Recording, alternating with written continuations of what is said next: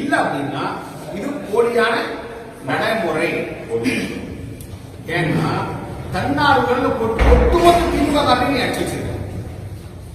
திமுக councillor, திமுக பகுதி, திமுக வட்டம், திமுக நகரம், திமுக மாவட்டம், ஒட்டுமொத்த திமுக காரங்க தன்னார்வலர் போட்டு அடிக்கிறது. 54 பேர் தான் என்கிட்ட ரைட் இன்ஃபர்மேஷன் கொடுத்துருக்கு. கோயில் 54 பேர் கட்டளைதாரர். உபயதாரம் எத்தனை லட்சம் எனக்கு தெரியாது. ஏன்னா ₹1 உண்டியில போடுறவங்க உபயதாரம் தான் 1 கோடி கொடுக்குறேன். உபயதாரக்கு நீ ஒரு 10 லட்சம் உபயம் பண்ணா உனக்கு ஒரு பாஸ்ன்னு சொல்லு. நான் 10 லட்சம் நீ எத்தனை பாஸ் கொடுக்குறீங்க அத்தனை 10 லட்சம் உள்ள வந்துருவோம்னு நான் கணக்கேன். இப்ப நீ ஒரு 5000 பாஸ் கொடுக்குறேன்னா 5000 பாஸ்ல உபயதாரர் பாஸ்னா 54 கழிச்சுட்டு மீதி இருக்கிறதுக்கு 10 லட்சம் வந்திருக்கா உண்டியில காட்டுன்னு காட்டுறேன். இல்ல அப்படின்னா இது போலியான நடைமுறை. ஏன்னா தன்னார்வலர்ல போட்டு ஒட்டுமொத்த திமுக காரங்க அடிச்சு வச்சிருக்காங்க. திமுக கவுன்சிலர், திமுக பகுதி, திமுக வட்டம், திமுக நகரம், திமுக மாவட்டம், ஒட்டுமொத்த திமுக காரங்க தன்னார்வலர் போட்டு அடிக்கிறது. இது தப்பா இல்லையா? இது தப்பா இல்லையா?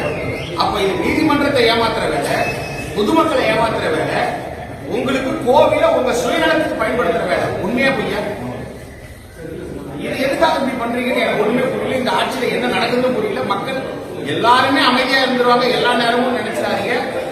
என்னதான் மக்கள் 6 மாசம் கம்முன்னு இருந்தா கூட சரி, எலெக்ஷன் அப்ப நிச்சயமா மக்கள் கம்முன்னு இருப்பாங்க நினைக்காங்க. அதுதான் இந்த ஆட்சியில இருக்கக்கூடிய ஒரே ஒரு நாங்க சொல்றோம்.